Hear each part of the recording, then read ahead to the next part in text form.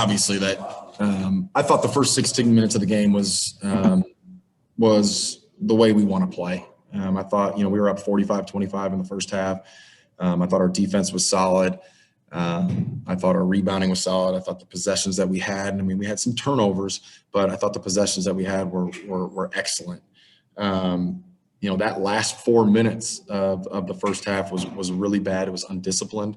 They were getting second chance opportunities, obviously, with a lot of offensive rebounds, and we were turning it over. And it's not the type of turnovers that teams are really forcing us into. It's passing and catching. It's we had, I think, in that 4 minute period, we had 2 3-on-1 turnovers, and so we've got to shore that up. It's been something that's plagued us. These unforced turnovers, and we just got to shore it up. But again, I thought we took some positive steps. That's a pretty good team. They obviously play hard. They have an identity. They crash like crazy.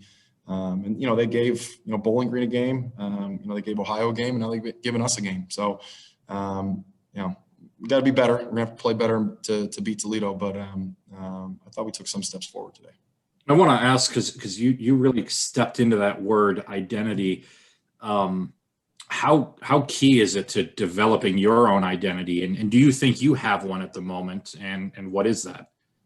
Yeah, I think right now, Paul, we're we can talk specifically on both ends of the floor, right? I thought offensively, we're a top 60 team inside the arc, shooting the basketball, right? Which is, pretty elite. And then we're a bottom, I don't know, I think we're 240. We're probably a bottom 120 team from the 3-point line. So, obviously we want to be able to play inside the arc, and we want to get paint touches, that can lead to more open and makeable, 3-point attempts. And so it's this, just continued process, but that's what we want to do on the offensive end. And then, on the defensive end, I thought the first 16 minutes we were solid, right? And I thought we cut off driving lanes. We took people out of offense. And one thing that we've got to continually work on, and we worked pretty hard on it the last 2 days, to be honest with you, is just, finishing possessions with the rebound. And, you can look, their percentages today, I think we're pretty bad. But again, we've got to rebound better as we move forward. Coach Nick Robinson had a big game for you guys. I think it was a career high 21 points. Talked about, he had his back injury last year that really hobbled him. And obviously that's such a debilitating thing for a basketball player. So I guess how does he look differently this year now that he's fully healthy? Is there something he's doing on the court that he couldn't do last year? I think Nick right now is a young man that early in the season, we had some conversations, after the UIC game. I thought he had rushed a lot of our offense. He'd missed a lot of people, and we talked and said, this is more what I want of you. And I thought, he's been picking his spots better. He's not trying to force the action. And obviously he played great tonight. He was fantastic. I want to ask this, and I don't mean anything disparaging by it, but when Purdue Northwest and Mount St. Joseph were announced, I think there was a lot of, from the fans, like, why even play these games? Competitive opportunities are rare in a COVID year. What do you get out of a 40-minute stretch like this?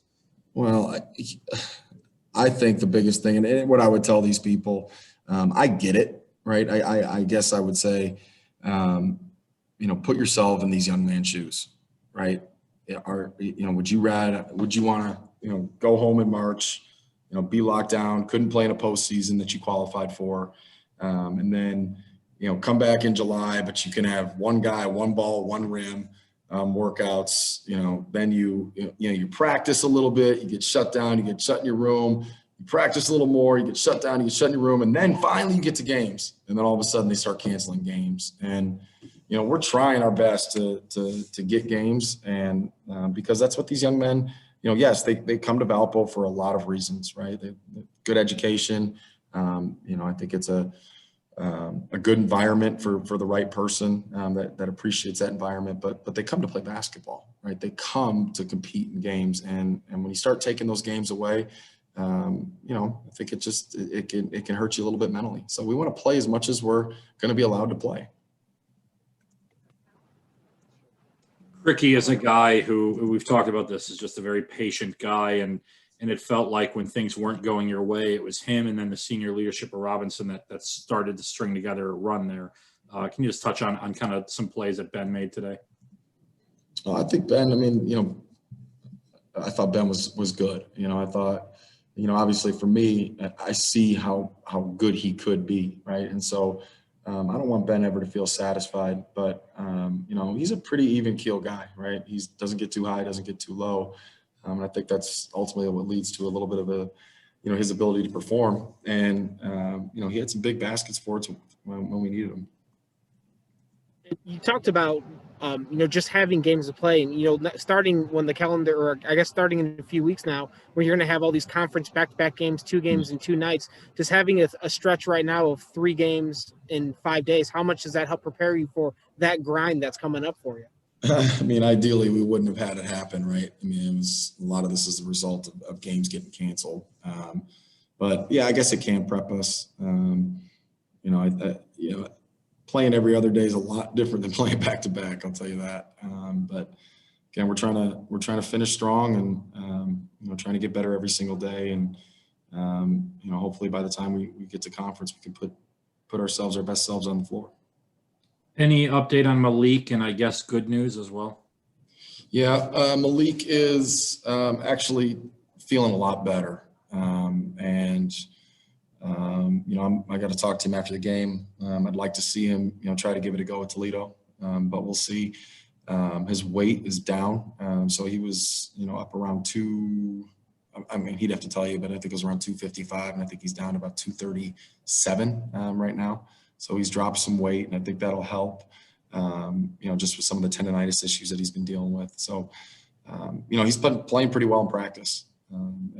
So, obviously, we need him.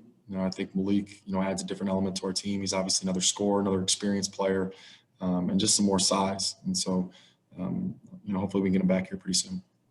And then with good news, was it a injury thing, rotation thing? Yeah, good news, been dealing with a little bit of an ankle, and hadn't been practicing much this week. Did practice and shoot around today. Probably could have gone, but again, hadn't practiced this week, and we've had some really challenging practices, and we like to call it embracing the war rebounding. It's something that we're working on, and so we wanted to reward the guys that had been in the practice and competing.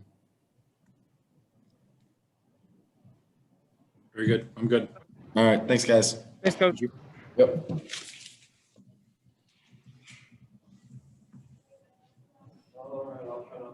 All right. Thank you. I think it was up.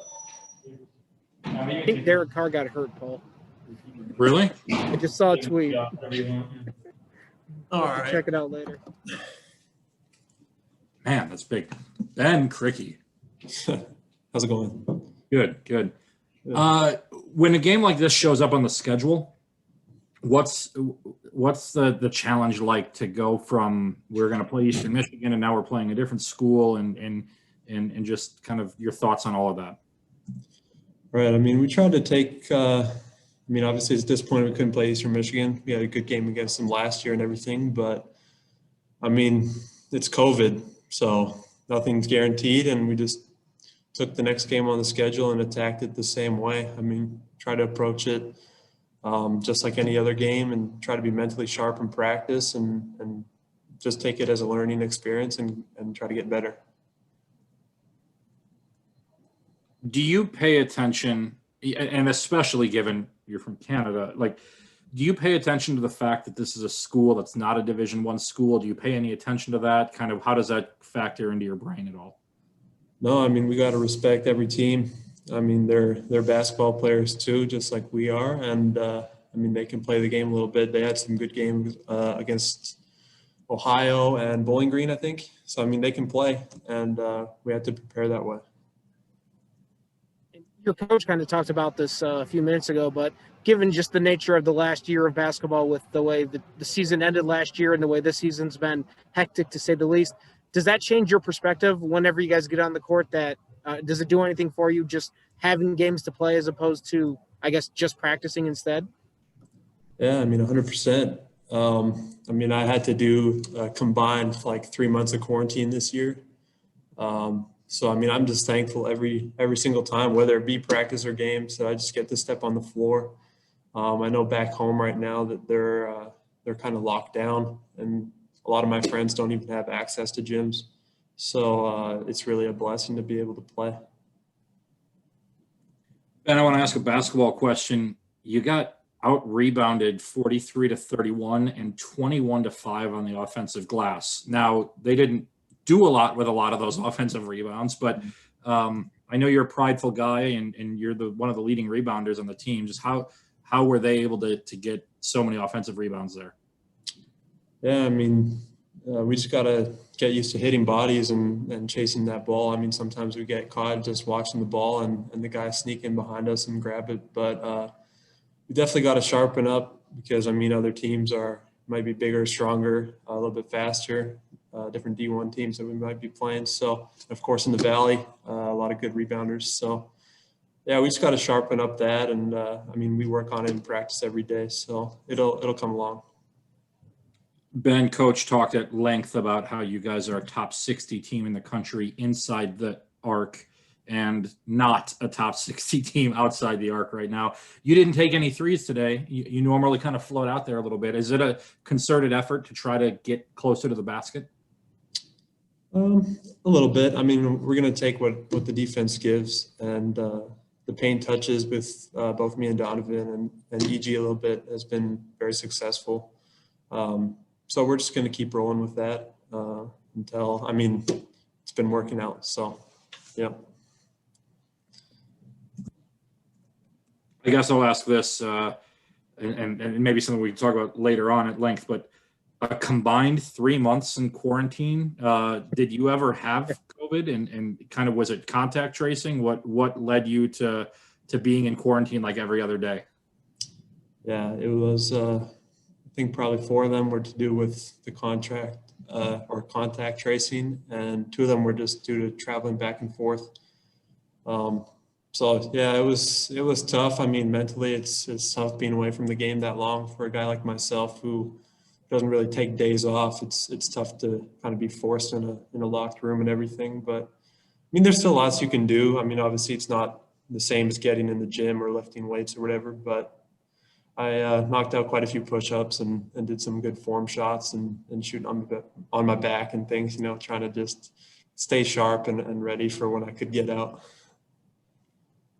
Very good. Thank you. Yeah. Thanks, Ben. Yeah, no problem. Thanks.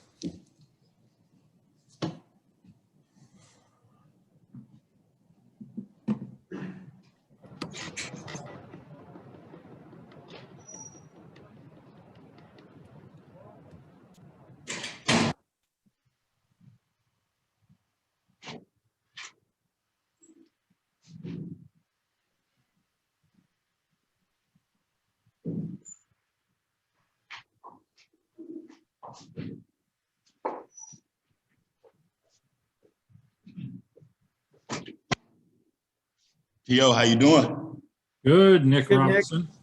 How y'all doing? No complaints? Oh, not too many. Good. Well, you kind of erupted a little bit there, really throughout the entire game, but there was a stretch there of, I think, 3 straight baskets in the first half, and you scored all 3 of them kind of a little bit of a different way, whether it was a drive, whether it was a kind of a mid-range, whatever. Just can you just touch on maybe the aggressiveness that you had coming into this game? Yeah. The first 6 games, I felt like I told coach in a meeting prior to this week, like I wasn't really aggressive and overthinking things.